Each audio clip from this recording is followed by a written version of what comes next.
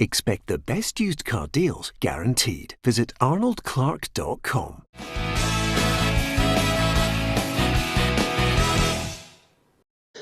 Welcome to Peter and Roughie's Football Show, sponsored by Arnold Clark. I'm Peter Martin. It is Thursday. Alan Rough and Tam Cowan are here with me on the Football Show. If you want to subscribe to our Facebook, you can indeed just hit like, share and follow. You'll get all the latest updates on the news and the programme Monday to Friday, and on YouTube as well. Subscribe to our channel. We're also on Periscope and Twitter too, so you can watch the programme.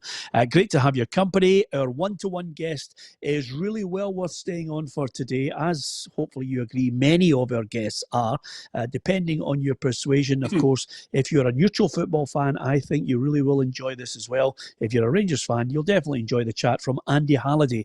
The former Rangers midfielder reflects on the sadness he felt at being told he was leaving Rangers, and of course shares some really funny stories with us as well, and no shortage of opinion from Andy. Really looking forward to that if you want to stick with us throughout the programme. Tam Cowan and Alan Ruff are here, and Tam, I reckon it's a number 2 on the Clippers, and it's a fantastic job there.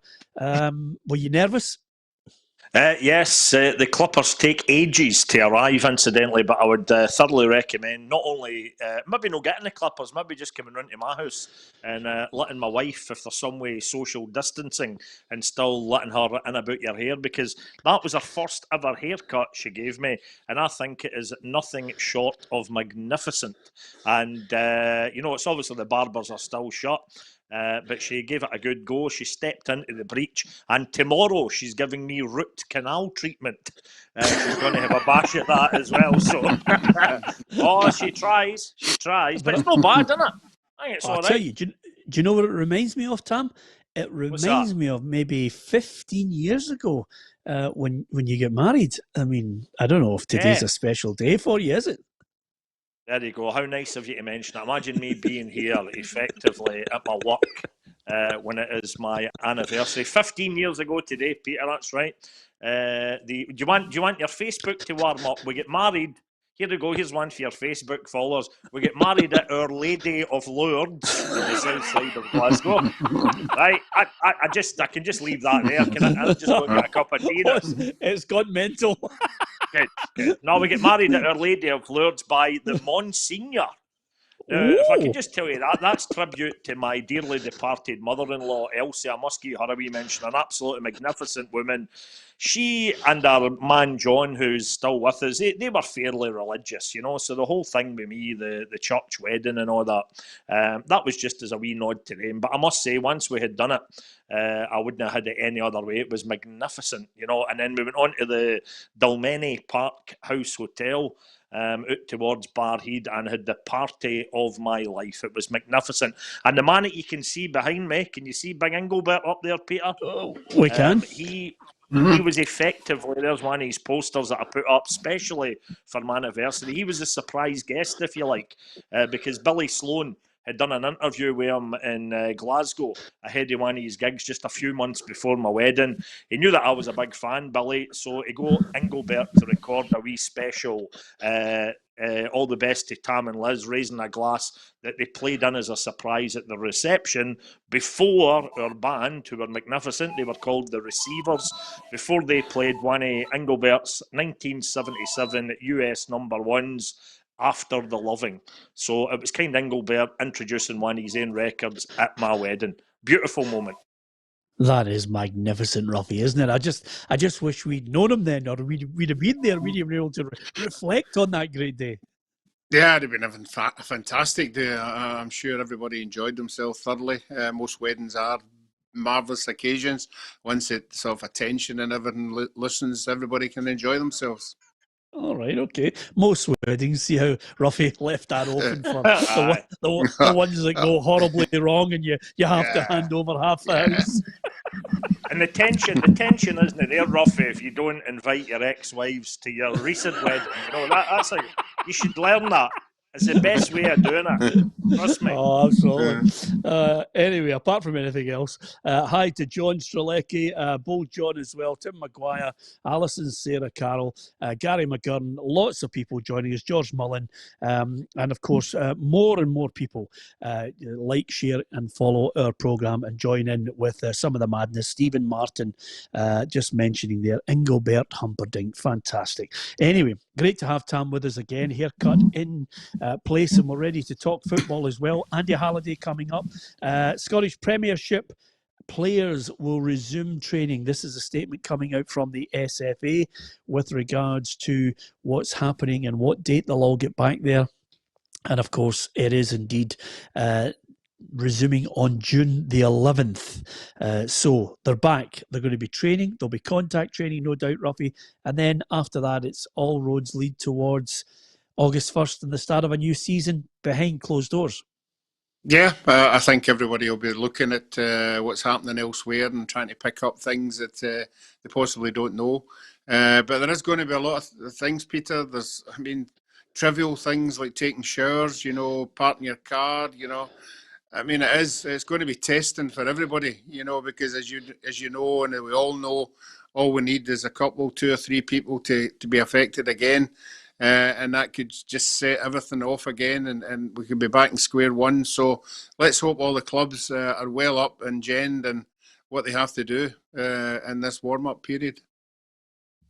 There will be a collection of people. Anyone who's going to be in that stadium, Tam, will have to abide by stringent rules. I mean, I don't know how they're going to handle the whole press situation on it. One of the things that has come out, Tam, apart from anything else, is first of all, we've got to see eventually how many clubs are going to be in this start for the Premiership. And then there is in place this virtual season ticket. Now, I'm led to believe that as it moves on here, there's a potential for fans to purchase a one-day season ticket when your team's playing away from home as well, Tam. Yeah, that sounds great, because as a season ticket holder myself at Fir Park, and you've actually just reminded me yet again, I keep forgetting with Wendy in the office at Fir Park, who's been working our wee backside off for the past several weeks now, administering season tickets to the Motherwell fans. I've still got to actually phone up and get mine sorted. I'll do that when I'm finished with you today, Peter. But that's the home games taken care of in terms of being able to watch them the same way that I'm watching you and Roughie here today. That's fine. But the great thing is just a wee individual ticket that you can buy to watch your team playing the away games as well. But it makes it all sound absolutely brilliant, Peter, and gives you a wee sniff that you think, Scottish football, albeit behind closed doors, is going to return. But I don't want to put a dampener on it, but I still firmly believe that we've got to take our lead from the scientists and not the sports people. And last Saturday on the radio, Professor Jason Leach did give us a world exclusive when he thought that the August the 1st starting date for the top flight in Scotland could only be lightly penciled in. He didn't fancy it at all. And I just wonder if we will be back that soon. Of course, we do need to get the players back in training, because, we can't have the players getting the nod to go back in August the 1st, even if it surprises the scientists, and the players aren't fit. They're not ready to return. So, yeah, that makes perfect sense to get the players back in at a safe distance from each other and get their training done and get them back up, hopefully, to speed. But I still, in my heart of hearts, because I listen to guys like the Bold Professor, I don't think it'll be August the 1st. Yeah, it's an interesting point, Tam, because we have been pointing out, consistently on this programme, Roughie, track, trace, test, vaccine, all of these things, some of it has a financial implication for the Scottish Premiership clubs and the Championship clubs. And of course, with no revenue coming in through the gate, this virtual season ticket, what's the uptake going to be like on it? And will clubs be able to get through this financial madness, even with a James Anderson offering money, Roughie? So there are still things that Tam has thrown in there, the great unknowns. And of course, let's not forget, dare I say it, Roughie, I just hope we're not suddenly in a month from now talking about a second wave of this virus. No, that's why it's so important that the clubs get it right. They get everything, all the testing right. They get everything spot on 100%, because as I said there, all we need is 3 or 4 players from whatever clubs, to fall foul of it. We're back at square one. But you're right, the first thing we need to know is how many teams can take part. I think we're going to know that on Friday. I think all the clubs have been notified, can you start and when can you start? And then obviously we've got league reconstruction. League reconstruction seems to be, that some of the Premier teams are now beginning to come on board with the 5 years. So we'll just have to wait and see how that goes as well. Yeah, I know some people will wonder whether you're happy about this, Roughie. But if you are happy, is there any chance you could tell your face for the programme? Well, because... No, I'm happy. I'm happy. I'm not. I tell you what. One of the reasons I'm not unhappy, but I am now beginning to feel a wee bit. It's all about the Premier League, because everything seems to be focused on them and not on the Championship and the first and second division. They're not buying into this video thing because they're not going to get any cameras at the end of the game. So they're not going to get any ink about it. So everything just seems to be focused on the big clubs. And I thought we were all in it together. But now they're flexing their muscles a wee bit and they're taking everything on board themselves. Yeah, Roughie, in surprise at greedy people with self-interest. Hello, where have you been the last 3 months? Yeah, but I thought we'd all learned the lesson. No, what are you kidding? Nobody's learned any lessons, Roughie, for God's sake. There's no sporting integrity. There's no let's all suddenly reassess and get together as a collective. Everybody would put the boot in if they could. So, but I just want to pick up on your point there before I go to Tam on this. You mentioned there nobody makes money out of this single camera thing. What are you talking about? No, they are going to make... The Premier clubs are going to get money out of the season divisional thing. But the Championship clubs aren't, and the first and second clubs aren't making any season ticket visible because there's no games to film for them. There's going to be no cameras at Championship games or first and second division. Hold on a second. There might be. Yeah, no, there won't. No. Hold on. Calm down till I tell you, and then maybe you might change your mind. Okay. What David McKinnon has mentioned in the last 24 hours is that talks are going on with the Premiership and, of course, Neil Doncaster and other people with the technology that they may well adopt in the Championship this one camera tracking German camera I was talking about, this German system which basically gives you the whole pitch. It does actually work, Roughie, and it just follows and tracks the ball and gives you a wider view from the main halfway point of the ground. Yeah, and will that be in the first division where we are as well? Will we have that camera?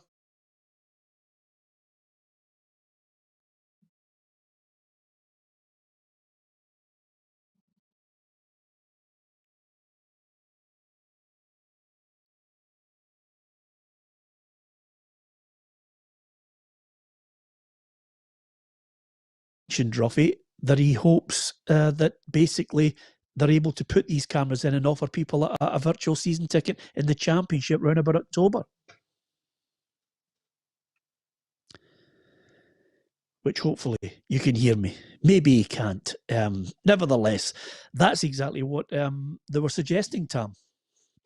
Yeah, I never heard a word of that because my screen was frozen and I was blocked out. But that's fine. Now, I know that you and Peter, Roughie, have been a partnership for some time. Is there any chance you could get a civil partnership, actually get married? Because I'm getting royally pissed off with this technical problem. You're still only allowed to go and visit one other household. So if you and Peter actually got hitched, you would be one household and I could come here and we could do this back in the studio, because I'm about to put my boot right through this iPad screen, which would not please my darling daughter, who's got all her games on it, or Roblox or whatever you call it, right? That was another go there. I'm learning my passcode off by heart here, Peter. It's like a 14-digit code, but I know I've got to tap it in. Tam, I said to Peter last week, if there was any chance that we all could go on Who Wants to Be a Millionaire, we'd win that bit 1 to 4 right away, punching in all the absolutely. Fastest finger first. And there's a late night version of that joke I could do for you, Roughie. But my money don't you as well. Can I just say to you, Tam, this is a God's honest truth. As you Yes. know, we were ahead of the curve and making sure everybody had the technology. But, I beat myself up every day thinking to myself, we've got to try and make the show better, get the better cameras, get the better thing. And then what happens, Roughie and Tam, I watch the 6 o'clock news, I'll watch Sky Sports, I'll watch Sky News, and I'm saying to myself, they're cutting out everywhere, every now and then the technology, because it would cost you an absolute fortune to set a satellite truck. For us to actually get to the point where we're here with this, I think is amazing. Maybe we need a philanthropist, and that's maybe we're needing to chuck some money at PLZ Soccer. Now, I think, incidentally, the philanthropist thing is great, and the fella involved who may or may not be chucking his money into Scottish football, I almost had a wee tear in my eye, because I hadn't even heard of him, Peter, for years, since he used to be the legend on the Radio Clyde Super Scoreboard phone-in. You remember? Were you at the game, caller? Were you at the game? Yes, of course, that was Jimmy Sanderson. Yes, it would be great if it was the great Jimmy Sanderson. Is it no James Sanderson? No. This James Anderson's got loads of money, Tom. Right. Oh, he has. He's got billions, literally billions. And but I kind of agree with something that my old pal Keith Jackson wrote this week. He said, it can't be used, this money, because he's a Palian budge and because he's apparently already chucked money at Hearts. This can't be just for leverage to kind of keep Hearts up. I firmly believe, I mention this to you every single week, Peter, that Hearts should not be relegated because of a global pandemic. But if they have to be relegated, I don't think they should be saved just because it's a Hearts man, a Hearts benefactor, a Hearts philanthropist, a guy who's put money into the Tynecastle club before, who is going to cough up for the whole of Scottish football. That would be wrong. That would be absolutely just immoral. So I don't think that. But I do still believe my heart of hearts that Hearts, Partick Thistle, all the usual clubs we mentioned, Inverness, Kelty, Brora, I still don't think, and I make no excuses for mentioning it every single week on PLZ, I do not think that these clubs should lose out. So let's get the reconstruction sorted. Give another wee boost. Yeah, I was actually saying before we get cut off there, Tam, that and it was answer to Roughie's quick question, which was in the Championship there is a German tracking camera that can be used and has been used successfully, which tracks the players, and they're looking at that technology to cover Championship games and give people a virtual season ticket. Your season ticket will allow you to watch every home Motherwell match. Aye, absolutely. And let's be brutally honest, for any fans in the Championship who were worried about the quality of the pictures, if I take you back a few years, you might even have been involved in it, Peter, when STV did Football First. You remember? Yes, I do indeed. David, what was that boy's name again? David, who was the guy that did it every week? David McKinney, right. He was synonymous with it. And let's be frank, it was a running joke about the amount of goals that they missed and the amount of times maybe the single camera was frosted up or had a bit of rain on it and you couldn't see what was going on. So it was absolutely fine, though. The fans of the lower leagues and fans of top flight clubs, we loved it to get that wee half hour in the lower leagues. I thought it was excellent. So if you get your pictures in any shape or form for the Championship and for the lower leagues, it'd be great because the fans of those clubs are absolute diehards, and they for me are always, when you talk about who's got the best fans in Scotland, who's got the best fans in the world. Yes, Celtic and Rangers have got loads of fans, but it's dead easy to support them historically when you're always winning games and you've won European trophies and you've won umpteen titles. The absolute hardcore fans are your Albion Rovers punters, Brecon City, who go along with a chance of winning zip.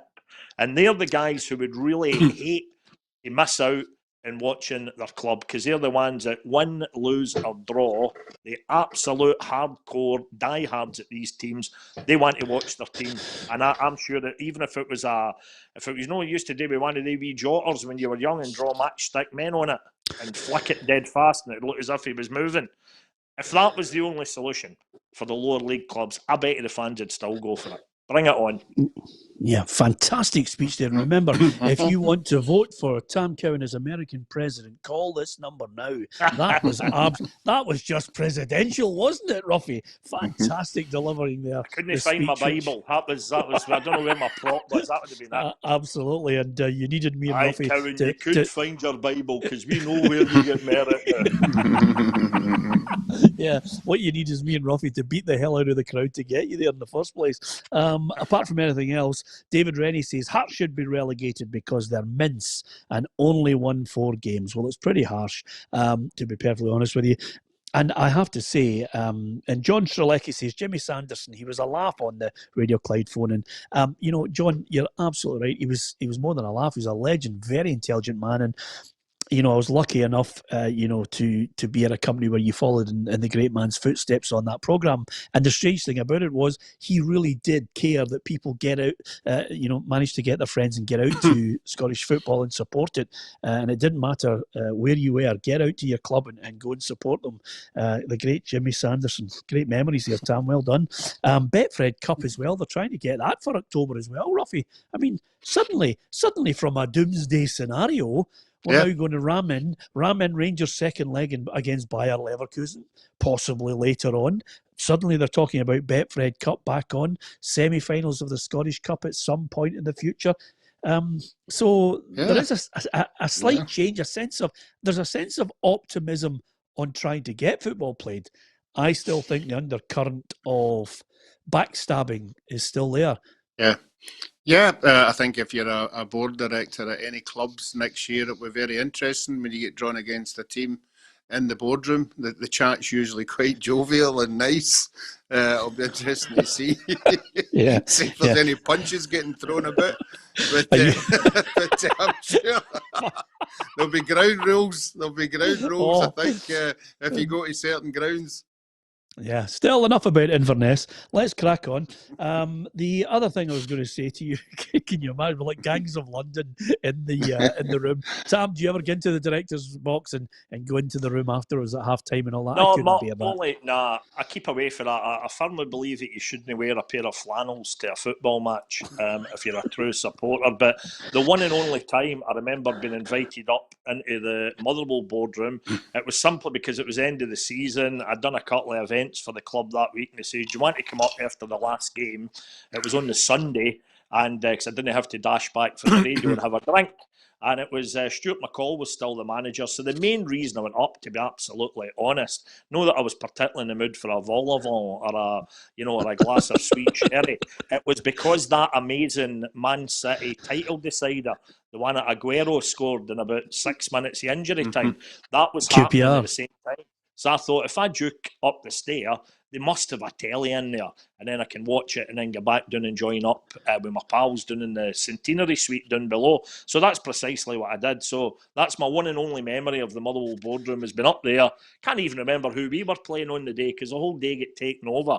It was a wee bit like those pictures going back to America and Trump again. The famous news footage you see of when 9/11 happened, and you see the crowds at Times Square watching it all coming through in the pictures and the ticker tape, It was a bit like that, us in the Motherwell boardroom watching this amazing finale to the English Premier League. And my thoughts, Peter, on the English football as well. I normally couldn't give two hoots, but you'll never see drama like that again in English football. Yeah. I'm pretty sure. It was great.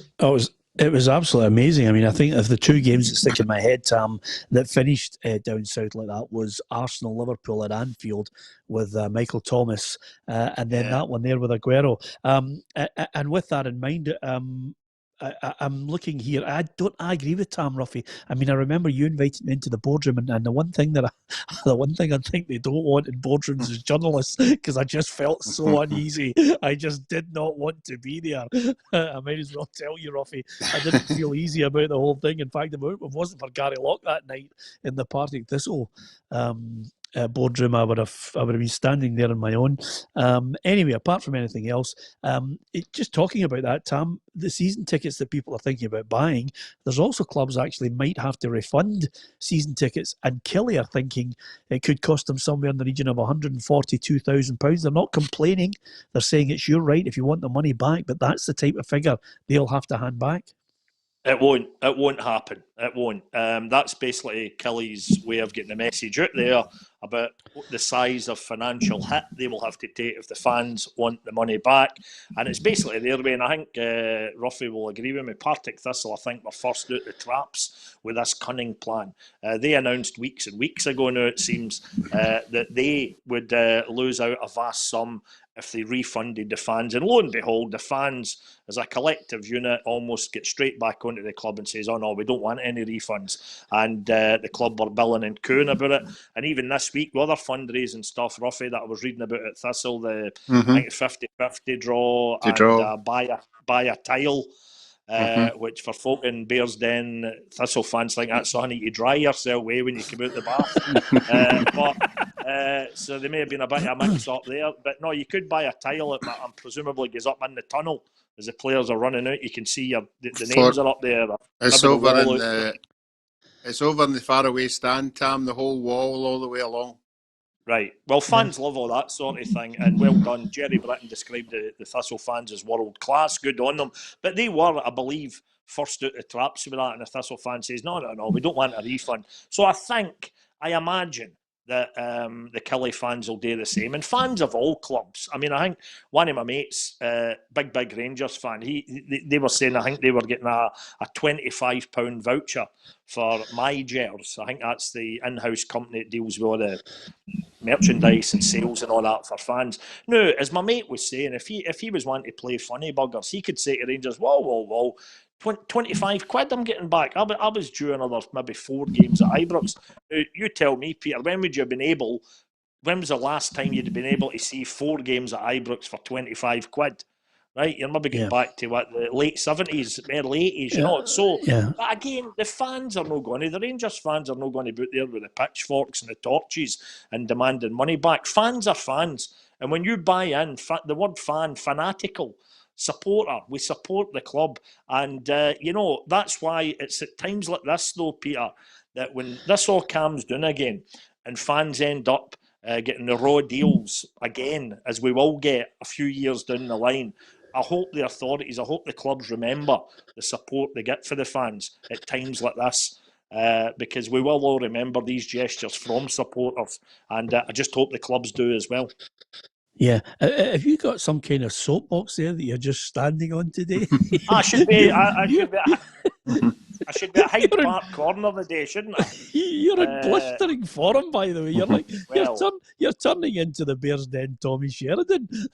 I'm just magnificent stuff. I was on. Tommy got on to us this week, if you noticed, though, and I need one for you and Roughie. Well, remember, I'd been doing a wee thing just to lift the spirits of everybody on Instagram. I was getting a smile with the star.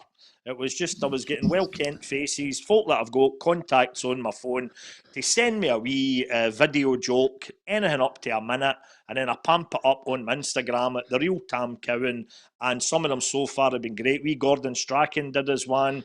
I've had, who else has been on? You mentioned Gary Locke. I've got his in the bank waiting to go. Chris Boyd, the lovely Judith Ralston, Roughie's pal for the tennis. Judith helped us out with a gag. So remember the pair of you, when we're finished here, here, you need to WhatsApp, take a wee video of yourself, send it to me, and I'll get it up on Instagram. And it can be, as long as they're not very filthy, right? Well, if Gordon Strachan's is the barometer, I think we've got quite a bit of latitude. Oh, did you see it? Aye. Yes. Did I not? And he claims that, I'll not repeat it here, Peter, but he claims it was actually one that Martin McGee told to Gordon Strachan's son when his son was only 6. And Gordon says, in the video, he owns up, he says, I was summoned to the headmistress's office on Monday morning. I want to say hello to... it is a good joke, actually. I want to say hi to... the lines, Peter, of wee Stephen Purden, who, of course, famously plays Shell Suit Bob. I think they dropped the Shell Suit bit now. He's just Bob, right? In River City, right? Great wee guy. Big football fan as well. He's a fervent Rangers fan. I hope he's got his season ticket. But he sent in one. It was a cracker. It was just, I'll ask it to Roughie. Where do the Cowboys take their rubbish? I don't know. Where do the Cowboys take their rubbish? To the dump, to the dump, to the dump. So, that's Roughie, one for the Waynes. we now have Right. a level A that we window. can go to. Yes, absolutely. Anyway, apart from anything else, hi to Wally. And you know, I don't know if you've noticed this, Tam. It really is annoying, but I go out of my way to order off Amazon a brand new mic stand for Roughie. And it matters not a jot because he's now belting the mic stand in the background there. Can you hear him? Yep. He is absolutely useless at anything I do for him. Is there any chance? I'm cluttered now. I've got long legs. It was okay Right, when it was okay. at the side, but now it's right in front of me. I can't know where to put my legs. But Yes. you know what? Hold on a Roughie made second. a valid point 2 weeks ago when he said that the mic, if you just hold it as I'm doing, it is very, very heavy. And unlike Roughie, I don't have the big horns that he had as a 3 times World Cup goalkeeper, you know. So if Yeah. he is struggling to hold the mic, think of the rest of us mere mortals, Peter. You need to get lighter Tam. microphones. No, Tam, I bought him a mic stand. It's I've on got a a mic stand. stand. He's got a stand. I bought him a mic Aye. stand. And he still can't stand still and just actually speak into it. He's useless. It's unbelievable. Listen, can I say hello to Wally, who's in Dumfries? Lots of people joining us on the programme. And of course, Stephen Davis is there, Jimmy Riddle, good name, James Ferry as well, Ronnie Chapman, and lots of people, Pat Kavanagh, all joining us on the programme from all over. I have to say, I want to thank so many people who've joined us from New Zealand, Australia, America. We've got Japan, Vietnam. I mentioned so many areas. We've even got Mary Hill as well. Lots of people mentioning that they'll enjoy the show and certainly enjoy when Tam is on too. So thank you for the lovely compliments I about should it. be Jeanette your again. man there, Peter, for the foreign viewers. As I tend to think that I can speak just about any language. You give me any language in the world, maybe one of the places you mentioned there, and I will be able to speak perfect fluidity that language. Go for it. I'll give you 2 words in any language. Japanese. Japanese, here we go. Coca-Cola. There you are, fantastic. For a minute there, I was thinking we were going off here, Roughie. I don't know about you, but we're there. We're still on. Fantastic. And Jeanette McGinn says, you remember the golf joke that you can't tell? You wouldn't tell, but there's no many jokes that you can just tell the punchline to, and that's that. It's a golfing one, and it ends up the punchline. The guy just saying "Naka high, Naka high." You remember that one? I don't, but I want you to tell me it once we go off here. Anyway, Jeanette McGinn says, I love the show. Tam is so funny. So there you are. Lots of very nice comments coming in. So great to have Tam with us on a Thursday. We've got Andy Halliday coming up, and I can tell you, it's just brilliant, because I think the one great thing about this show, and incidentally, Tam, I caught up with Peter Hartley just a little bit later than we were hoping to get Peter Hartley on today, but he's going to come on Monday's show, and we've got another guest on tomorrow. The guests are great because this show allows us to give them a wee bit extra time, Tam, and you get to know them. And Andy Halliday, the perception, of the boy and the reality is different. He's just a brilliant lad, a different class, and he's really funny. And again, one of those guys who supported his team as a boy and is gutted to leave Rangers. Absolutely, and we're obviously seeing that at Motherwell just now. When you mentioned Peter Hartley, he's obviously leaving. Richard Tate, I know there's a couple of fans' favourites, and Mark Gillespie, the goalkeeper, who was never present last year after he came in and filled the jersey after Trevor Carson was seriously ill, was terribly ill with the deep vein thrombosis. But so that's 3 big names that are leaving Motherwell. But the fans don't always know the ins and outs of why players leave Motherwell. But I would imagine that in this time, COVID-19, the era of the coronavirus, that there wouldn't be any finger pointing at the club or at individuals. I think you just need to let people get on with it. Circumstances may be extremely different in this era than they normally would. And I just hope those 3 guys, I must say, Richard Tate and Peter Hartley, Peter, anything that I did at the club at Motherwell, whenever they guys were involved, they were always absolutely top-notch. They really joined in the fun with the fans. They didn't mind if you were taking the mickey out them a wee bit on stage. You know what these events are always like, Peter. And they were great value. Sometimes players, certain players can be a wee bit aloof when it comes to the fans, and they're not that keen to mingle, and they maybe almost need to have the cattle prod out at the club to get them along to club functions and that. But these guys were absolutely top drawer, so I'm sure the Motherwell fans, certainly me, would wish them well. Hope they get a new club soon. Yeah, absolutely. Here for that one, Tam. Kenny McCallan says, Andy Halliday is a great person. I wish him the best for the future. I'm sure he will do well wherever he goes. It's a nice little touch there from Kenny McCallan as well. And I think that's right, basically because, quite simply, I think he is one of those players, Roughie, who will do a really good turn for a club. I think he might go south or somewhere other than Scottish football. There's an interesting thing that Andy Halliday says in the interview today, which I found, I thought it was quite sad when he said it. I thought he did himself a great disservice, but he thinks that his career may well lie down south or across Europe somewhere. Yeah, well, we all know how passionate he is about Rangers, and it might be a hard one for him. If he stays up here, he's obviously, if he goes to a team up here, he's going to be playing against his old club, the club that he loves.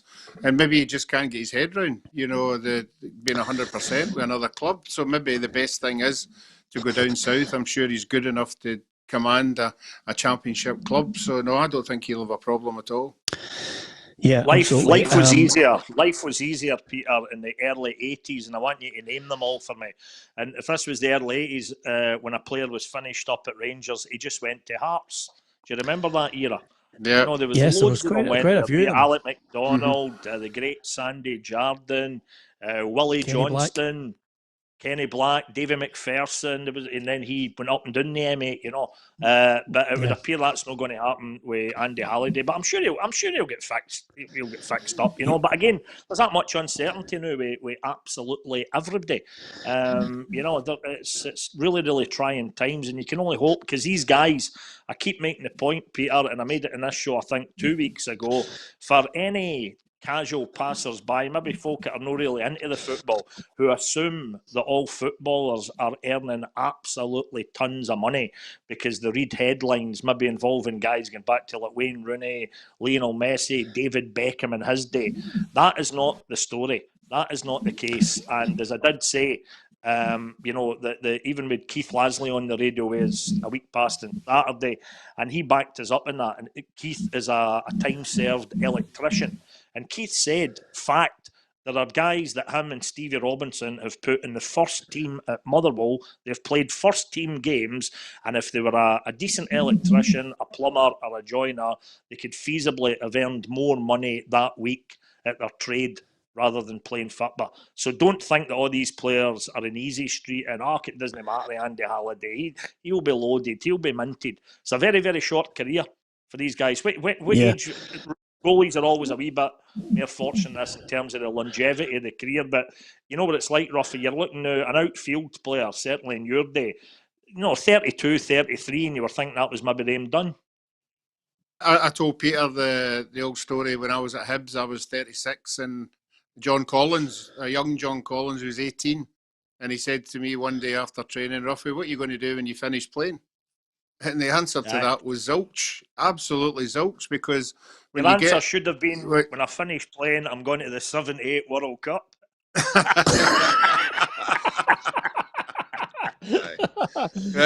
It's a thing you never thought of, because you've been playing for 20 years, nothing else but in your whole life, and a lot is. I really do appreciate, what might begin through a lot of experienced players' heads, at this particular time, if they've been fortunate enough they have took contracts for the last 15, 20 years. What was the first thing you did, Roughie, out with football that had nothing to do with the game? I think we mentioned her yesterday. Was it Senga McDonald? I remember getting a phone. Did you get into the license trade game or anything? It used to always be you get a pub. No, I did that. No, I did that at Partick Thistle. I had the pub at Partick Thistle for 2 or 3 years before I went to Hibs. So I'd done that, and I wouldn't go back to that. No. Because the thing that always astonishes me, Peter, is that I remember showing him it years ago when I dug it out. Somebody sent it to me, and we now make it a wee feature of our Saturday night radio show, the classic old Shoot magazine Q&A with the quick-fire questions, favourite film star, favourite food and all that. Roughie's, if you weren't a footballer, what would you be? Do you remember your answer to that, Roughie? I'd be an electrician, no. No, you said a pallet maker. I must have been at the wind-up. I must have been at the wind-up. It was a really strange one that kind of lacked ambition. No offence to the pallet makers that are tuned in, but folk tended to go for like a racing driver or a tennis player. It was normally something a bit glamorous, but a pallet maker. Wow. Yeah. Absolutely. Showbiz. I meant to say to you guys, I mean, we're talking about, there's a great point here. Gary McGurn says, Peter, clubs will be getting bargains all over the shop. There will be bargains, but one man that I think I'm going to be really focusing on where he ends up, because he's not going back to Hibs and Easter Road, Roughie, is Florian Camberry. I mean, honestly, there is a guy who needs to make sure his agent gets him either back across the city to Ibrox or out of town quickly. That Peter, his agent be working his salt just now, you know, and I don't think there's any way back to Hibs at all. Yeah, in fact, you're right. I think it's abroad. I think he'll have to find somewhere abroad because he's going to come against Hibs at some stage if he stays here. But we'll have to wait and see. I still think he's not a bad player. I think he's maybe a player that maybe Aberdeen or somebody like that could pick up, you know. I don't know the finances, the situation of the finances that he was on, but certainly he'll get a club. But obviously, we'll have to wait and see who that is. I think the only way we had he's got one of two options. I mean, where is it the boy's from?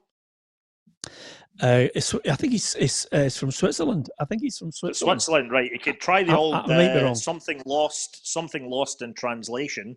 He could go down that one and say that he was misquoted when he said that stuff, or he could just go for it and do a Bobby Ewing and just come out the shower one day and claim it was all a dream, and he never said any of that stuff about Hibs. But otherwise, you know, all kidding aside, there's absolutely, he's burnt his bridges there. The fans simply wouldn't take it. And you know, if any Rangers fans maybe think that you know, that would be unfair, then just imagine if the roles were reversed and it was somebody going out on loan from Rangers and then basically said how much they love the new club that they're in loan at, and you know, and the old club was nothing great shakes and all that. You know, that's fans.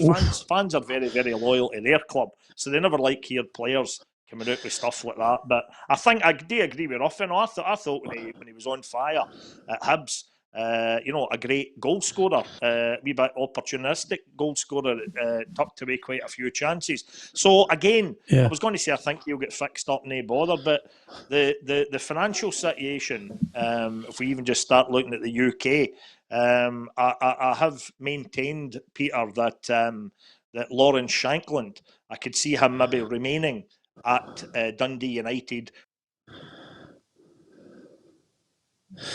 Yeah, I think we lost Tam there. He forgot to breathe.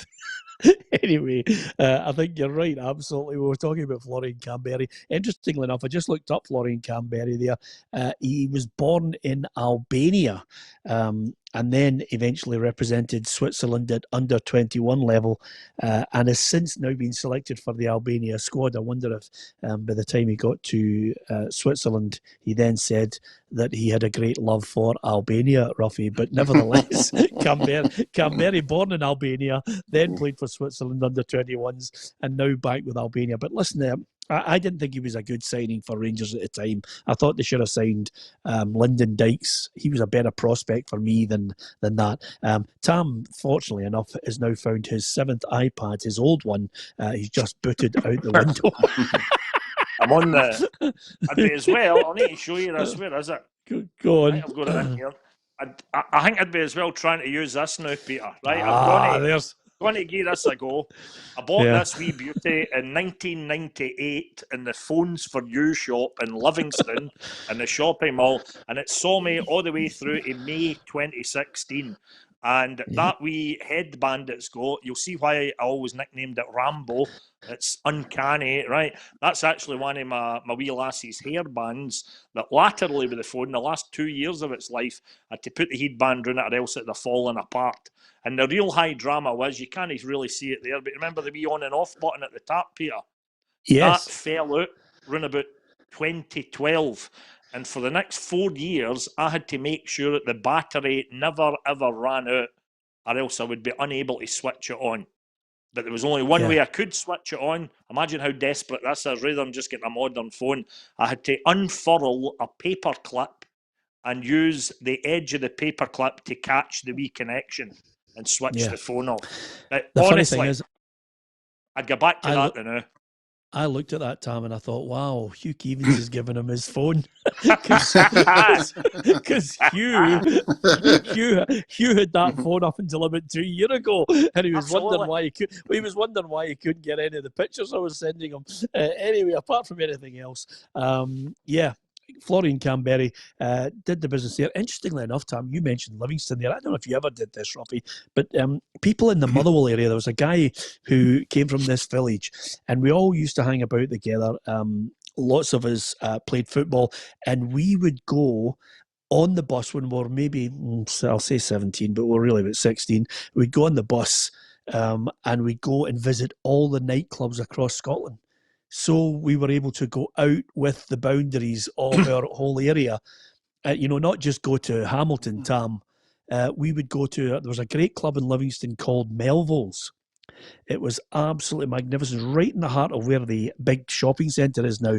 But everybody used to flock to that. And then you'd go to Jackie O's and Kirkcaldy and all these different nightclubs in Aberdeen and everything. It was just, you brought it back in memory as soon as you'd mentioned that, Tam. And we all used to hire a bus and hightail it to see different people in different nightclubs.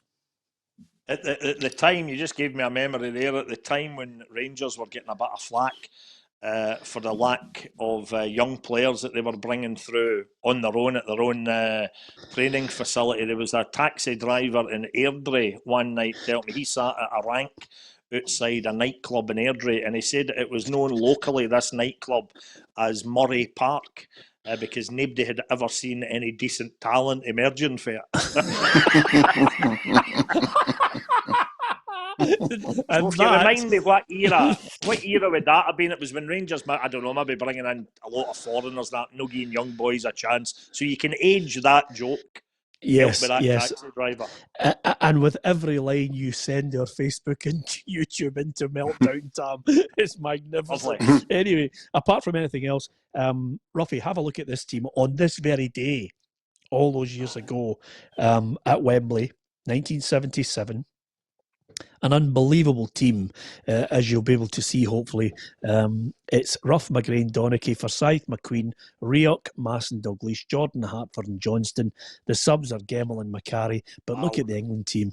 Clements, Neil, Mills, Greenough, Watson, Hughes, Francis, Channon, Pearson, Talbot and Kennedy, with Cherry and Dennis Stewart as the subs there. But I'm even looking at it there. I mean, I'm looking at some special players in the England side, but I still think the Scotland side, Roughie, that you played in was far more exciting. And of course, that's the game. We won it 2-1, and the Scottish fans decided to take some mementos back. Yeah, they certainly did. I remember it as if it was only yesterday, standing in that tunnel, 100,000 people in the stadium. I'd just played against Dumbarton the week before, and I think there was 2,000 at it. So it was a wee bit of a difference turning up that day. But it was an amazing day. I don't know. I still to this day don't remember seeing an English flag in that stadium. All it was the yellow Scotland flag, the line rampant everywhere. It was a tremendous day, and everybody talks about the star men. Star men for me was Willie Johnson. Willie Johnson was absolutely superb that day, and he tore. Who was there for Phil Neal? He tore Phil Neal to bits. Inside, outside.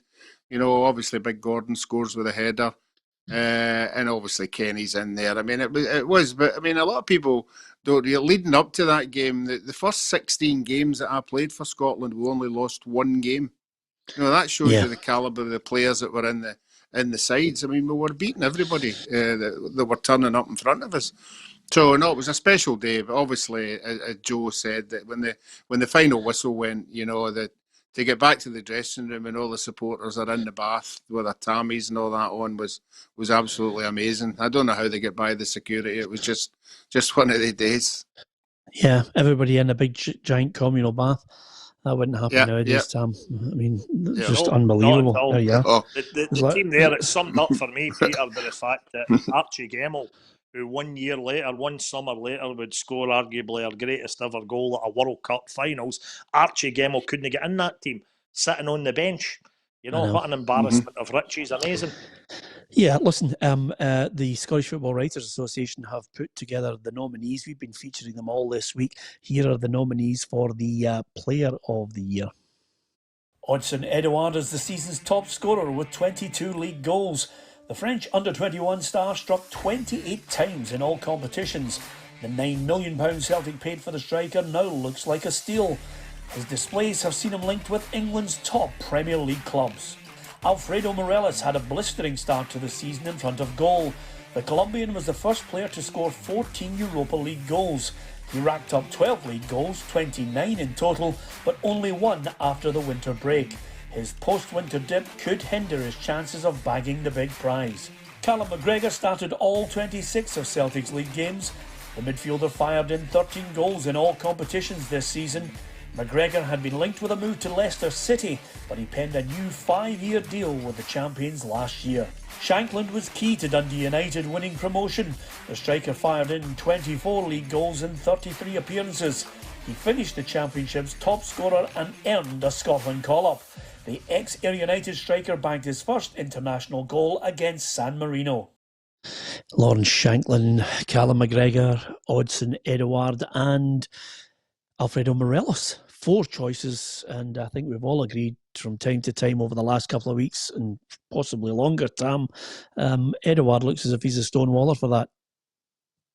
Yeah, I just think right away, me only speaking as a spectator who doesn't know the full ins and outs of football and what it's like to be a professional. But pre-coronavirus, I remember at one of the last Motherwell functions that I hosted, Peter, and I was asking some of the players that were there that night about toughest opponents. And the amount of the boys at Motherwell that did absolutely wax lyrical about Odsonne Edouard and saying that he belies his years because, relatively speaking, he's just a young boy. But what an amazing football head he's got on his shoulders, and they said that he was just at times impossible to play against. He gave us an absolute beasting one night at Fir Park where, you know, a Motherwell player couldn't get near him. Alfredo Morelos, of course, brilliant goal scorer, but like a lot of his teammates, you'd have to say, his form obviously dipped at the turn of the year. Callum McGregor, yeah, good shout up for him. I'm a big fan of Callum McGregor. I think he's a smashing player. And of course, Lawrence Shankland, who is very much living the dream. The way his career has gone, a lot of folk, maybe even Lawrence, might have thought it was finished when he left Aberdeen, but then worked his way back up. Ayr United, goal scoring sensation. And, you know, nobody would ever say he single-handedly won the championship for Dundee United, but his goals were absolutely pivotal there. So, not a bad wee contest, but I think if you were asking me to pick a winner, I think it'd need to be Edouard. He just looks sensational. Yeah, Hugh Smiley on YouTube says, Peter, I was at the game and I've still got a bit of the grass from Wembley. Yes, and I think a few people have planted it in their back gardens as well. I wonder if there's someone who takes you into their man cave, Roughie, and there, just on the back wall, is a huge part of the crossbar. Wouldn't that be absolutely? Wouldn't that be absolutely magnificent? Well, they could have had as many pieces as they wanted, because when it broke into about 5 or 6 pieces. So I wouldn't be surprised if there is some kicking about. Yeah, absolutely. It was a fantastic time, and of course, we can't talk about 77, Peter, without Roughie's story about the fans that he bumped into after the game. Come on, Roughie. Oh no, we're not divulging any of that stuff. You know. Oh, is that right? Right. No, we can't do it. Did you? No, I know, but did you? Clean, safe, wee joke. The boy might. It was true. The boy might be listening. All right, I know, okay, because one of think those. how proud you would Right. feel. Right, okay. Thanks. Right, okay. Well, maybe I need to phone him about that now. I've completely forgot what it was all about. Listen, you two guys. Tam, if you can do this for next week, I've been opening boxes because, as you know, when you actually get to the situation where, you know, you're thinking, oh, I'm in the house, I'll have something to do. You've done all your fractions with your daughter. You've gone outside for your hours training. There's times when I open the boxes and pull out. I'm a hoarder and I pull out all little bits of memorabilia that we've been bringing on. So if you've got anything that you like, it's a wee bit of memorabilia, can you bring it for next Thursday? Yeah, I know. Yeah. I know. What else you want? No, I mean football. I mean something that you treasure. It's All a wee right, possession. aye, Don't tell us absolutely, what it is. absolutely. No. Okay. I'll show you a couple after the Andy Halliday interview. Well, the reason why I'm saying keep yours for tomorrow, Roughie. Is that possible? Okay, Can you fine, do that? no problem. Keep it for tomorrow. The reason why is because I want people to enjoy the Andy Halliday. And you might not be. You might not be there at the end of it, and Bonzo certainly won't be there at the end of it. But all I was going to say is thanks to everyone who obviously are subscribing to our YouTube channel. We really do appreciate that. And of course, now on our Twitter channel at PLZ Soccer, you can watch the programme, and you can also get it on Periscope and of course YouTube. You can subscribe now by hitting the subscribe button. We'd be really pleased if you could do that. Don't worry, as we always say, don't worry when you come on.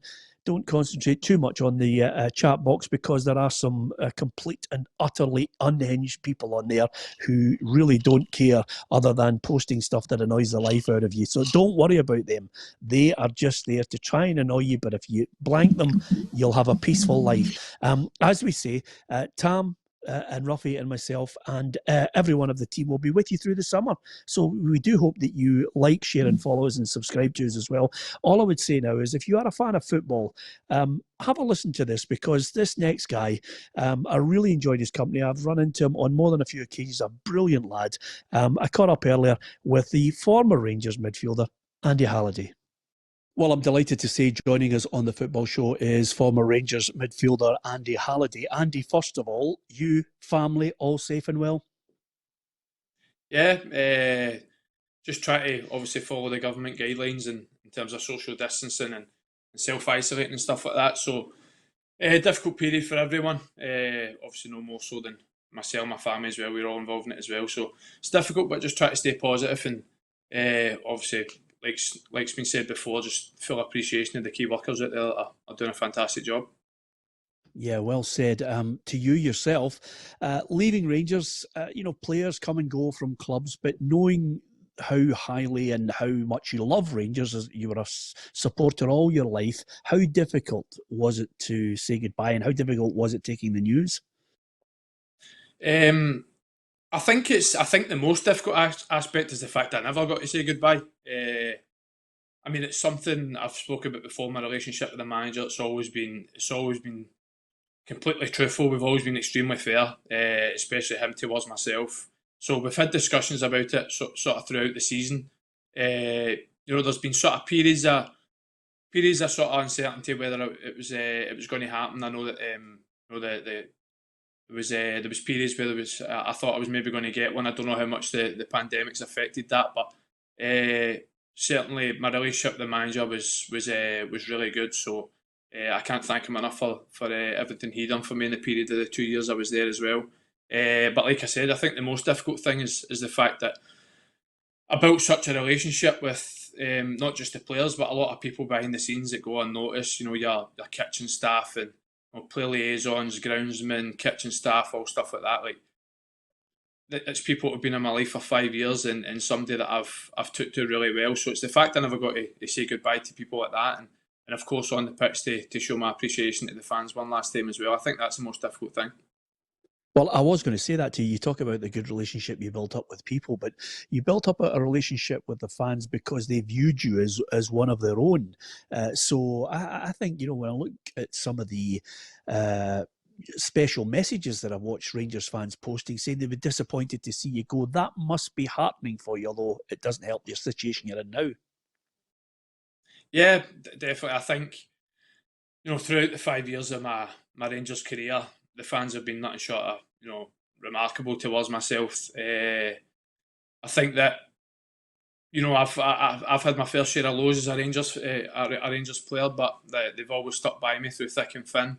And you know, touching on the sort of, you know, like I said, the faith that the manager's shown on me, I feel that he sort of gave me that second chance when he first came in, because I thought that my Rangers career was effectively over at that point as well. And then I think that he gave me that second chance, which allowed me to win over maybe the minority of Rangers fans that didn't think I deserved that second chance at the time. So, I mean, the fans, obviously, in my view, are the best in the world. We've not had much success in the last 5 years, but they've been a success story because they've still showed up in their numbers no matter where we've been, up and down the country. European games, friendlies in Germany, they've always showed up and showed their support. So, unfortunately, I don't get the chance to say, you know, the last goodbye and the last thank you at Ibrox, but, you know, Aaron, just now, I'd like to, you know, thank every single one of them for the support over the 5 years. And, you know, it's my turn to be a Rangers fan again, so I'm sure I'll see them in the stands one more. Yeah, what did the manager say to you to finally end it? Like I said, I've had numerous discussions with the manager, and every single time he's been upfront, he's been honest. He's told me if I had to do more. He's told me when I've done really well. You know, I had discussions at the start of the season where he wanted to give me a new contract, but maybe elsewhere they were a bit sceptical at the time. Like I said, towards the end of the season, I don't know how much the pandemic's affected it, but I think it was difficult for the manager as well, because I've no doubt that he would have liked to have another chat with me face to face, because, like I said, we had numerous of them before and he was always honest. So unfortunately, this virus has not allowed them to do that. So he just gave me a call a couple of weeks ago, obviously let me know, and like you'd expect, he's just sort of thanked me for my efforts and stuff like that. And you know, myself, I show absolutely no bitterness whatsoever towards the situation, because there's nothing that the club could do to help that. I'm sure they wanted to do it in a more personal manner, but unfortunately they weren't able to do so. Well, Barry Ferguson and myself have been having an argument. I say that you're better as a midfielder. He says he liked you know, some of your performances in the left back position. Do you think the fact that you are willing to put yourself out there, you know, because you want to do well for Rangers, do you think that maybe hampered the situation because you were putting yourself as a utility player into other positions? Well, first of all, I think you'd win that argument if I was on your side anyway, because I'd back you for sure. I think my position's always been further forward in the pitch. But to be honest, I've been, talk about utility at Rangers, I've been that throughout my full career. I started off as a right winger, left winger at Livingston. When I moved down to Middlesbrough, you know, it was still sort of winger.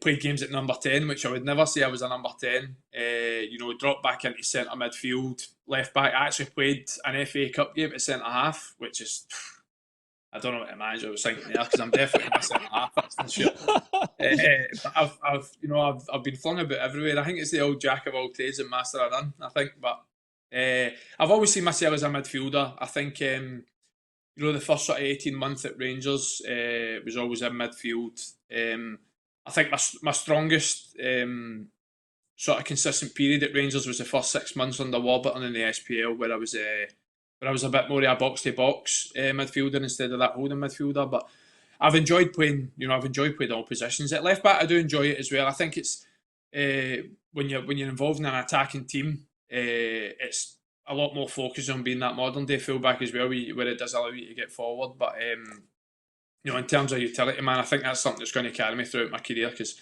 I can play a few positions. I know Steven Gerrard is someone that you admire. Of the managers that you had, where did you feel the most relaxed, that you got the best performances that you were playing for Rangers? I think it would be, even throughout my career, I think it would be a real toss-up between Mark Warburton and Steven Gerrard. I think that, you know, Mark Warburton brought me to the club for day one, had a real good relationship with him. I just think with Warburton at the time we were a really, really young squad. And within that, I think he completely changed the Rangers style of play in a matter of no time. I think he had a 6-8 weeks pre-season with 12 new signings, something like that. So it was a big turnaround to try and change the style of play so quickly.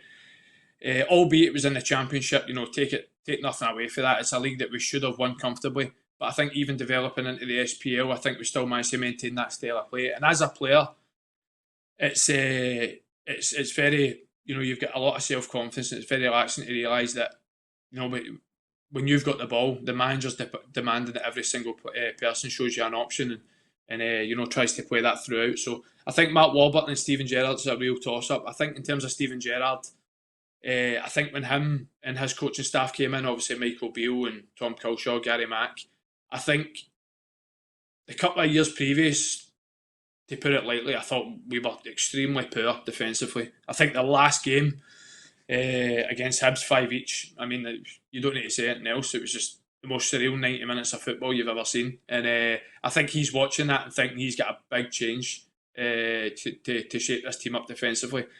And again, the quick turnaround in that, I think even when you look at, not even just domestically, I think in the European run that we had, the amount of goals that we conceded, and again, such a short space of time, and then going into last season, Celtic scored a remarkable amount of goals, but I think we had the better defensive record, which again is testament to how they changed that mentality over the course of the summer. Yeah, would you like to have seen Mark given more time at Rangers? Oh, yeah, absolutely no doubt whatsoever.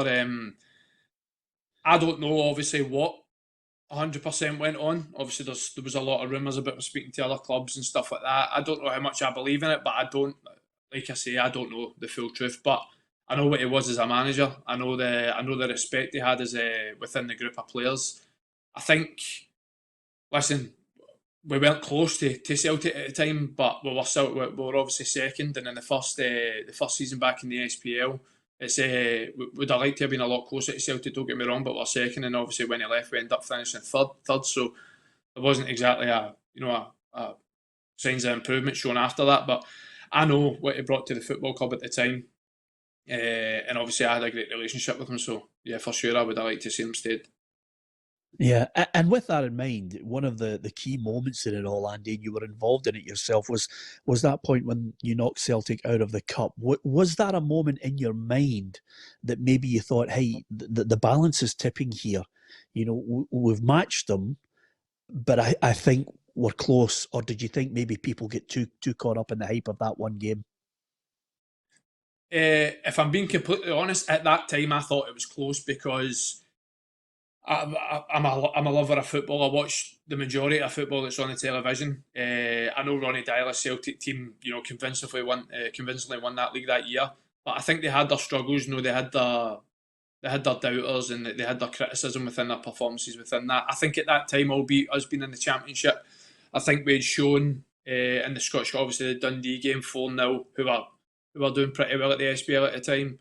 I think we were doing what we should have done at the time and winning games comfortably in the Championship. But I just felt if we played to our maximum that day, it would have been a good game. And obviously it turned out that way. I think, of course, the year after that when Brendan Rodgers came in, Celtic kicked on to a completely different level that we didn't. But at that period of time, I was extremely confident going into that game that if we played well, it would have been a good game. Yeah, you go to a final with Rangers. I mean, it's a boyhood dream. You're walking out there at Hampden, and at one point in that game, I remember you hit that absolute raker, and I thought to myself, that's not only the goal, but this could be the chance for Rangers to finally get your hands on that cup. I mean, how painful was that whole experience? Yeah, we talked about it at the time that it would have probably have led to the sort of perfect first season that I could have had. Obviously, first and foremost, get the club back into the SPL where they belong, brilliant. If there's a chance of playing an Old Firm game, try and get one over your rivals who we didn't have much success in for a long time. And obviously try and compete well in a cup. I don't even, the Petrofac, again, completely expected to win that. So it was more a Rangers silverware that I'm talking about in terms of one of the two domestic cups. But we knew going into that game that the Hibs were a very, very good team that year. You had their midfield, John McGinn, Dylan McGee, up Fraser Five, all boys that have played at really good levels. You look at Dylan and John, who have both kicked on and went down south and played well. They had Jason Cummins and Andy Stokes up front who scored goals. They had good players in defence. So we knew it was going to be a tough game, and I think that we played them 5 times that year. I think we had won 3, they had won 2. But in every single game, there was so many goals. I don't think any were close. The first one was 6-2. I think the second one was 1-0, and that's about as close as it got. I think after that, there was 4 or 5 goals every single game. So don't get me wrong, I was confident going into the game, and we were probably favourites and deservedly so, but we knew that Hibs were a really good team. I don't want to sit here and make excuses, because Hibs deserved to win it on the day, 100%. I just felt that we finished our season 4 weeks before the cup final. Where else in world football is that going to happen? I don't understand. How can you finish a league and 4 weeks later you're going into a Scottish Cup final without playing a competitive game? And through no fault of their own, obviously Hibs were still playing a couple of times a week in the playoff and doing well in that as well. So going into the cup final, I think that we just didn't play anywhere near as well as we could. Whether that was because we hadn't played a game for a month or whatnot. And going into the game, I think Hibs deserved it. I think that we never played anywhere near as well we could have. And they obviously got the victory in the day. And you touched on it. It will definitely go down as one of the biggest lows of my Rangers career, because, like I said, it could have topped off the sort of perfect first season. And to be 12 minutes away to scoring the winning goal, it would have been a dream personally as well. But like I said, I think Hibs deserved it on the day. Yeah. What were the highs for you? There's been so many. I think that my debut will always be hard to beat. Just the fact that I knew how many friends and family were going to be in the stands that day, and how much it meant to me to obviously get to Rangers and pull on the shirt for the first time. So I think that will certainly be one that I'll always view being the highest. Obviously the old firm wins that I've been involved in. Obviously not as many as I'd like, but the ones that I was obviously really, really special. Ufa was an incredible game. The club had been knocked out in the first round the year before. We knew it was going to be difficult to get to the group stages, but one thing I will say is that for the first meeting that Steven Gerrard came in the door, he says that I want us to qualify for this Europa League group stage. And listen, so did I. But I knew it was going to be tough, because there's good teams in the qualifiers. I think we played Maribor, who are basically a Champions League outfit. Knew it was always going to be tough, but he showed his ambition that he wanted to bring to the club straight away. And that Ufa game, Alfredo gets sent off for the 45th time in the first half. Obviously, I need to tell this story, but I'll never forget it. I can laugh at it now, but obviously at the time I can't. The gaffer comes in at half time, and he's gone mental at Alfredo. Alfredo's can't speak English, doesn't know what he's saying.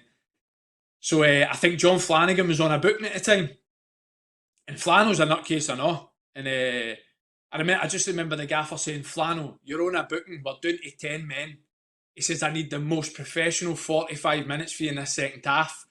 If there's 50-50s, don't do your usual. Just stay on your feet, and we'll be fine. We can still win this." 4 minutes in, Flano 50-50, elbow to the head, red card.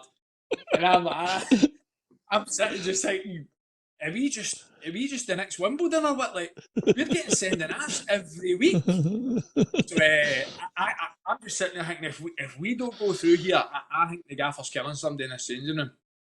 Thankfully, we managed to put in the biggest grind of 40-minute performance, because I'll be honest, I don't think Ufa were that great, but 11v9 over in Russia for 40 minutes trying to no concede, it's no easy. And I admit I've never headed so many balls in 40 minutes in my life. So I think Nico Katic was loving it, because that's his bread and butter. But I think the sort of work we put in that 40 minutes was such a relief when the final whistle came at the end.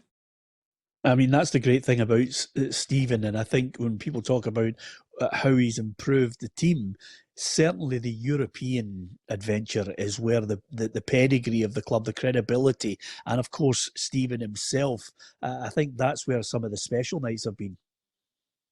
Yeah, and I've got to put a lot of credit down to the manager and Michael Beale, because Michael Beale as a coach is probably the best I've worked under. And the combination of him and the manager and the rest of his backroom staff, they're so meticulous every single day in the training field. Every training drill is relative to how we want to play on that Saturday. And I think also every player that's involved in the game, they know exactly what's expected of them. So when you're playing these bigger teams and you want to play a certain way to try and stifle them, but at the same time, try and make a mark on them going forward, I think they got it spot on every time. And going into the game, it gave us so much confidence knowing exactly what we had to do to get a result. And I think it was, I can't remember the exact number. I think it was sort of 9 or 10 games unbeaten or something like that. Or it was one loss. It was a very good record we put on, and I think we beat a lot of good teams on the way. On that group stage this year, it was Porto, Young Boys, and Feyenoord, all really good teams. And you could see, even if we won games, you could see in spells within the game how good the teams were. So I think the fact we got to the group stage and then went on to beat Braga was obviously impressive. And then going into the Bayer Leverkusen game, it was, I think they were a level above what we'd played so far. I think what they showed at Ibrox, they were an extremely good team. Yeah, is it going to be a tall order, even hoping when that game gets played that Rangers could somehow do something special in Germany? I think we've got to be confident in terms of the result we've managed to pull off already. I think that I've no doubt that the manager, Mick, will probably go in with the same game plan that we have away from home. And I think that, as good as a team that Bayer Leverkusen were, I think Braga had been, I think it was 9 or 10 unbeaten. They'd beat Sporting, they'd beat Benfica, they'd beat Porto, they'd beat all the big teams. And that could have been 3-0 that day, 100%. I remember Ryan Kent missed a sitter in the first half. Obviously, we missed a penalty at the end of the first half. Kenty obviously gets to go to that. So that could have been 2 or 3 that day. So, although, don't get me wrong, it would be a tall order, but the boys will, they'll have some confidence to back their head that they can try and work up something special. But of course, it'll be a tall order because I think Bayer Leverkusen are a really good team, and I think they showed that in Ibrox on the night. You mentioned all the highs there. One of them, surely, and please tell me you've kept the captain's armband, because playing, yes, getting into Old Firm games, winning, going to a cup final, all that, but to captain the club must have been a special, special time. Yeah, that's certainly that'll go down as one of the highs. I think the first time I'd captained the club was the second half of a friendly against Linfield, and I'm going off and I'm telling everyone I've captained Rangers. I don't care if it's not competitive. I'm telling everybody this. And I think we played obviously the Queen of the South game 2 weeks later, and Matt Warburton's pulled me before the game, and I was like, nah, no way. Like, I was thinking I'm dropped here. He's like, you're joking, man. So he's pulled me and he's like, listen, and then see when a manager says, listen, something bad's coming. So he's like, listen, you're going to be the captain today. And I remember obviously just try to keep the smile off my face and try to keep calm and collected. And I was like, oh, brilliant. Like I appreciate that, can't wait. And I just remember walking onto the pitch just feeling a lot of pride. And I think it gave me that extra 10% within the game as well, that I've always been vocal, and I'm always a true believer. Even if you've got a captain, you need 3, 4, 5 leaders in a team. So I've always been vocal, and I've tried to, sort of view myself as that. But I think wearing the armband gave me that extra 10% in any game that I wore it. And, a remarkable feeling to wear it in that day. And was so lucky to wear it maybe a dozen or so times in competitive games. So that will certainly go down as one of the highs as well. Yeah. Is there any teammate that you'll miss? Honestly, all of them. Anytime I've done Rangers TV and Rangers Mind, they always ask you, who's your best friend in the team? I've never had one. I look back at the Warburton days, I was really, really close with Lee Wallace and Kenny Miller, 2 unbelievable teammates. Probably when I'm finished, they'll still be 2 of the top 5 teammates I've ever had. Their love of football, their love of Rangers, their commitment, their work rate, their desire, their just will to win every single day was so infectious for everybody else, especially as a young group at the time, to rub off of. And they just led by example every single day. And then, going to like Tav and Wes, who I've been with for 5 years, and then Griggsy and Jacko and boys like that have came in this year. I'm close with them all. Scott Arfield, who I still speak to every single day. Like I could name them all. I'm going to miss them all. And like I touched on before, it's not even just them. It's the people that go unnoticed. It's Jean and Martha in the kitchen, and the chefs and Katie and Amanda and all people like that. Disco, Masseuse, Jimmy Bell, Stevie Walker. I could I could sit and name them all day. It's really, really, really good people within the club, and really, really selfish people that do everything they can for the players to be successful on the pitch. And even if we're not being successful, they still treat you the same every single day and try and get you back on that horse to go again. So amazing people, and it's people I'm going to miss. Yeah, well said. Couple of things I was dying to get your insight into. You've got to be the only player I've ever witnessed who's been booked for celebrating a goal on the halfway line. That was the most ridiculous day I have ever witnessed on a football park. I still can't explain it now. It's I remember. I just remember the referee walking over to me with a yellow card in his hand, and I'm looking about and I'm thinking, "Is that for me? Is that like?" And then I remember I said, "What for?" He's like celebrating going up to the fans and no, I said sorry. He said going up to the fans and making a gesture. I was like, "Mate, you've got this completely wrong." I said, "I was walking back to the halfway line. I'm fist pumping." I says, "Are you sure you're talking about me?" But anyway, most refs, you don't really get much conversation out anyway, so I had to walk at the time. But I remember I'd been sent off against Hibs the week before, which then get rescinded because... And I remember, to be fair to Bobby Madden, the next time I refereed, he apologised and whatnot. I said, fair enough, it was a mistake. That got rescinded. Played Rafe Rovers during the week. That was my first start back going into that Morton game. So he gets sent off twice within 2 weeks, both ridiculous red cards. I remember I was absolutely fuming. But I remember trying to explain to people, because people like that, what did you do and all that? And I was like, mate, I hope the cameras have got this because I never done it. So I think even the boys were like, no, what have you done? One of them ones. I'm like, I've never done anything. I said, so wait, but there's a difference with me because when Alan McGregor says he's not done something, you know he's done something. And I'm thinking to myself, I hope the cameras have picked up what you've done because I know you've done something. So there's a difference between me and him, but I honestly couldn't believe it, and I think I was so happy that the cameras did pick it up because I think everybody seen what I was saying at the time and no idea what the referee was thinking. But unfortunately, that couldn't get rescinded because it was 2 bookings. Yeah, I can remember I nearly fell off the chair when the referee was holding the card up, and I'm thinking, this is complete madness. You can laugh about a few things. Do you look back and laugh at your altercation with Joey? Because that was well documented. It was, but honestly, Peter, it was... My relationship with Joey Barton was amazing. For day one that he walked in the door, we clicked really well. Again, I touched on Waldo and Kenny just being the perfect professionals. He was the exact same. And every single day, his will to win was infectious. His work rate was infectious. His determination was infectious. It was just unfortunate that it came after that Celtic game where we were obviously extremely disappointed. I think, everybody's sort of tempers were up and me and him just clashed on the day. But what I will say is I've been involved in altercations 100 times worse. And I remember straight after it, after the training ground, me and Joey are giving each other a cuddle and all that, and we're just saying, listen, we're obviously disappointed after the weekend. And that was it. So in terms of me and Joey's part and all that, I feel as if it sort of got blown out of proportion because, it was something that you see in football every single week, basically. And going into that, I don't know what's happened between him and the manager off the field or what's happened in their office or whatnot. For me personally, I had a great relationship with Warburton and I had a great relationship with Joey. So when Joey gets suspended and whatnot, I never wanted that to happen because I knew how important it was to us, how big a player it could have been for Rangers.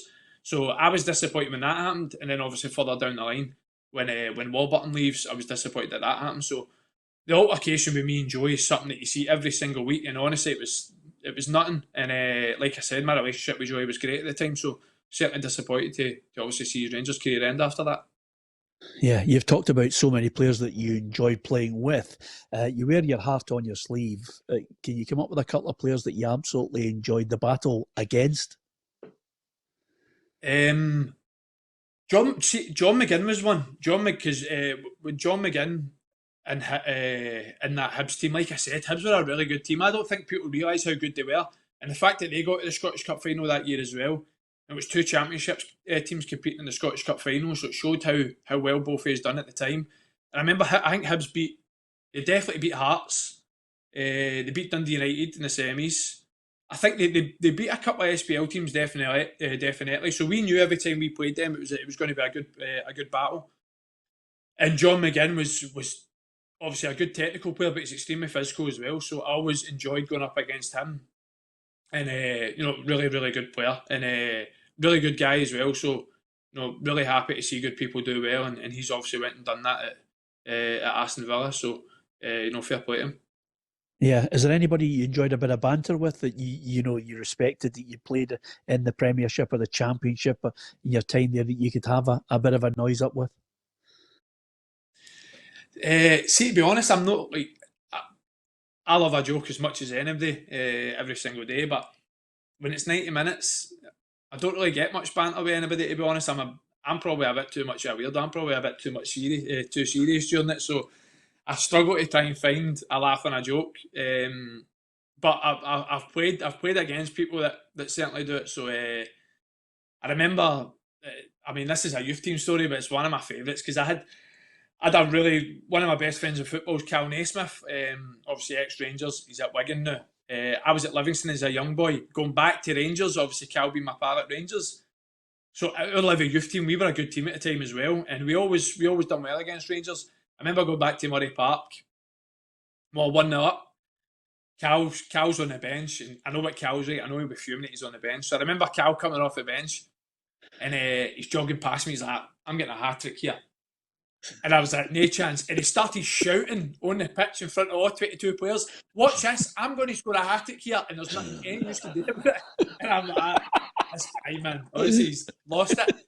Anyway, needless to say, he scores 2, and he ends up winning 2-1. So I'm sure everybody else in the pitch is like, "This boy's going to be some player that he's predicting everything."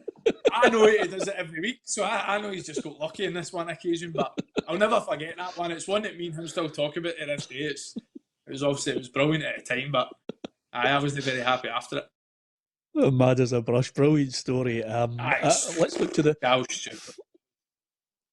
the future then. Do you think Steven Gerrard this season, because this is a big season for Steven Gerrard, he's got to try and recruit new players and try and stop this 10 in a row? How crucial is it that he gets it right? Yeah, it's obviously extremely important. I firmly believe that they're the right people to take the club forward. I think that, like you said, it's a massive season. I just hope that from a obviously being on the outside looking in now, since I've been at the club, I'd love to know the exact number, but we've signed something crazy. We've signed about 80 players. Like every single summer, there's been a big turnover.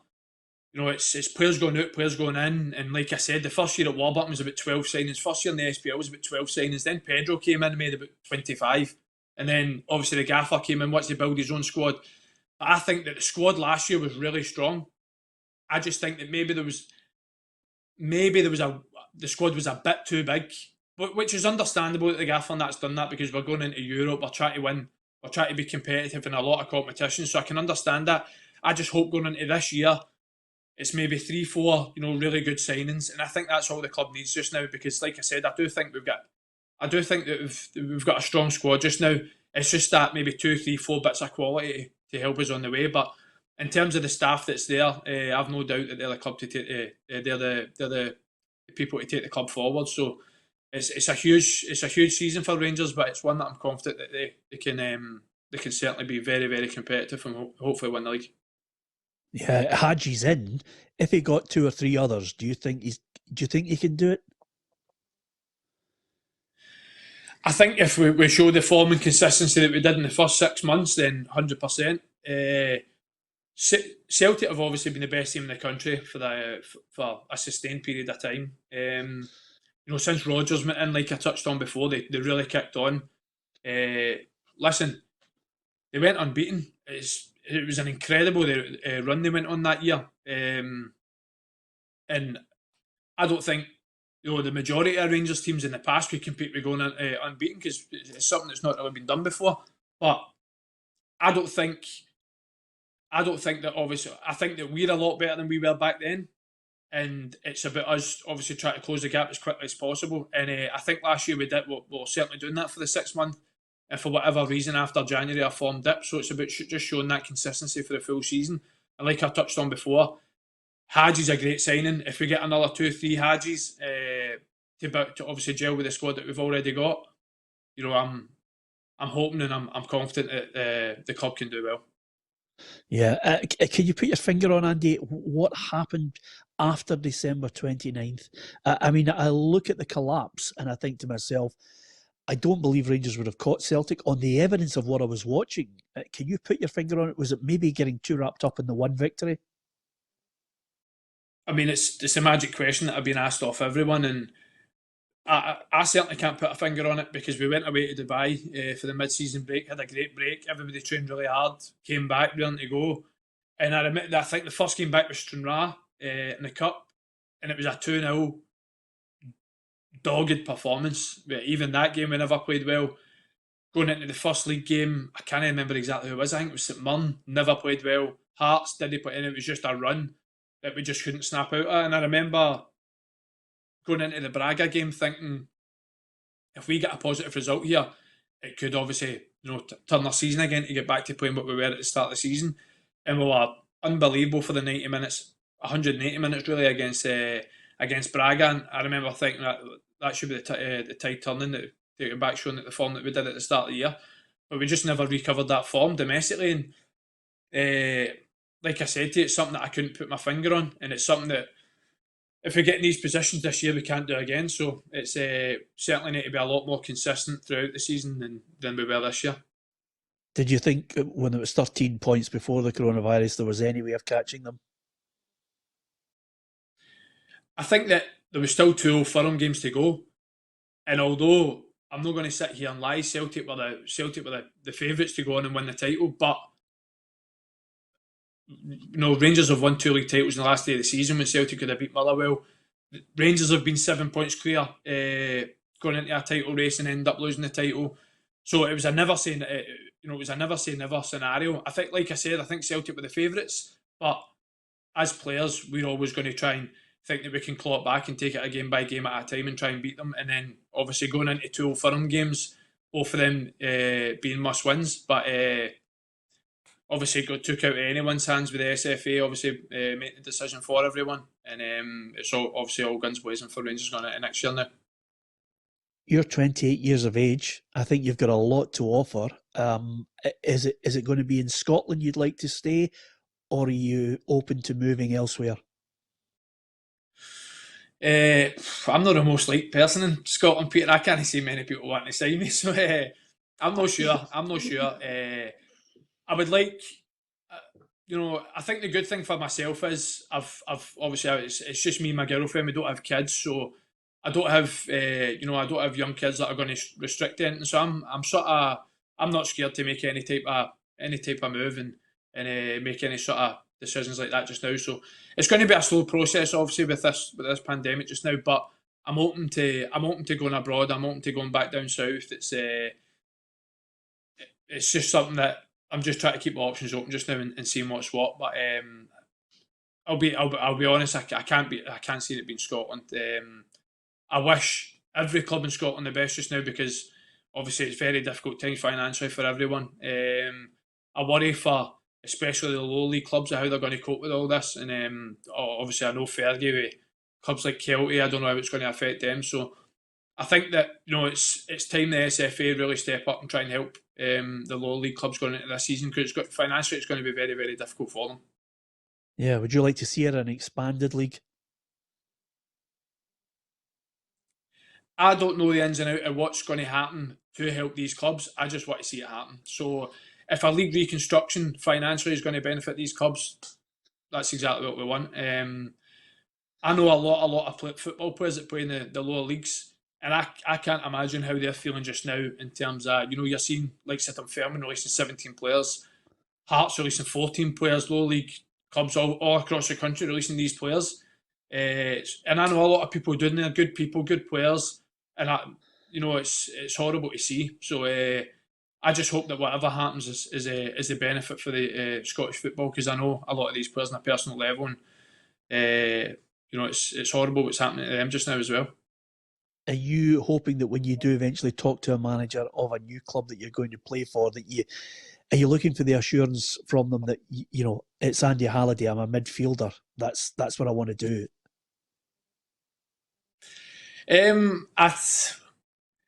It's difficult if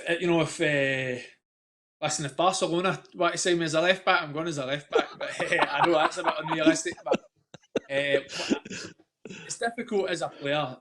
Like I said, I see myself as maybe more of a midfielder, but I'd be more than happy to if it's the right move, to play somewhere left back for somebody. So I think just now I'm 28, I'm going into sort of prime years of my career. Like I said, try to keep as fit as possible. I know it's difficult not having kicked a football for so long, but try to keep as fit as possible leading up to whatever might happen. But I'm at a good age just now, and I think that whatever club I go to, I think they're going to get a good asset. Andy, you'll never believe this. We had John McGinn on last week, and I touted to him, Barcelona could be in for you, and he said, I couldn't join Barcelona, he said, because they don't really have good chippies over there. I'm maybe a pizza crunch guy as well, so I need to check our pizza crunchies first. Listen, it's been an absolute pleasure talking to you. I know, I think personally you're doing yourself a disservice by suggesting that a lot of people don't like you in this country. I've run into you on more than a few occasions, and I think as a footballer, they'd be getting a good midfielder, a determined guy, and certainly somebody that could enhance many a team in Scotland. But if we have to lose you, I think it'll be the gain of another club. From everybody in the Football Show, Andy, I wish you the very best of luck in your next move, and thanks for joining us.